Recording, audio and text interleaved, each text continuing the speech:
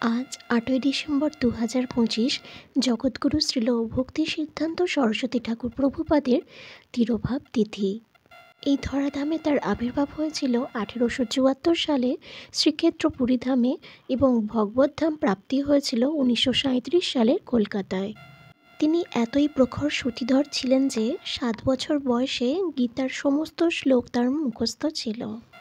তার শিক্ষকগণ তার অসাধারণ প্রতিভা দেখে তাকে শ্রী সিদ্ধান্ত সরস্বতী নাম দিয়েছিলেন। তিনি প্রাচ্য ও পাশ্চাত্য জ্যোতিষে পারদর্শী ছিলেন। প্রভুপাদ মেদিনীপুরে বলিঘাইতে ব্রাহ্মণ বৈষ্ণব আলোচনা সভায় বৈষ্ণবের শ্রেষ্ঠত্ব প্রতিপন্ন করেছিলেন। ১৯২১ সালে প্রভুপাদ নবদ্বীপ ধাম পরিক্রমার পুনঃপ্রবর্তন করেন। তিনি প্রতিদিন লক্ষ নাম গ্রহণ করতেন। আবির্ভাবকালে তার শ্রীঅঙ্গের স্বাভাবিক উপবীত বিজড়িত অবস্থায় দেখে সকলেই অবাক হয়েছিলেন। তিনি কঠোরভাবে চতুর্মাস্য ও ব্রহ্মচর্য ব্রত পালনে পারদর্শী ছিলেন।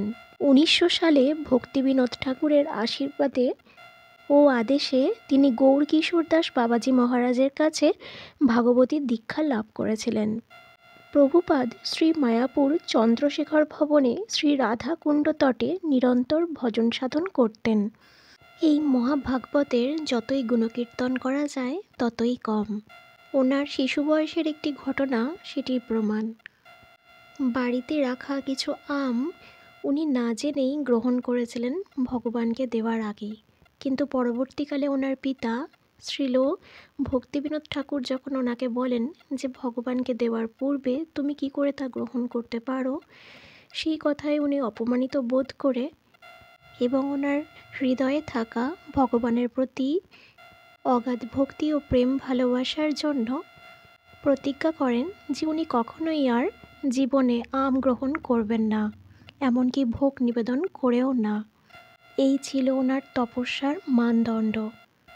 এইরূপ মহাভাগবতের পৃথিবীতে আগমন খুবই বিরল।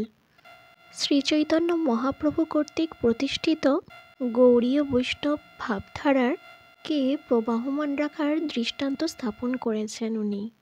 শ্রী সরস্বতী ঠাকুর প্রভুপাদ কর্তৃক প্রতিষ্ঠিত শ্রী চৈতন্য মঠ, শ্রীধাম মায়াপুর নদিয়া, শ্রী গৌড়ীয় মঠ বাগবাজার কলকাতা, শ্রী যোগপীঠ মন্দির নদিয়া, শ্রী অদ্বৈত ভবন, শ্রী শ্রীবাস অঙ্গন কাজীর সমাধিপাঠ, এছাড়াও ঠাকুর ভক্তিবিনোদ ইনস্টিটিউট যা ১৯৩১ সালে প্রতিষ্ঠিত হয়েছিল, যা তার অনস্বীকার্য অবদান।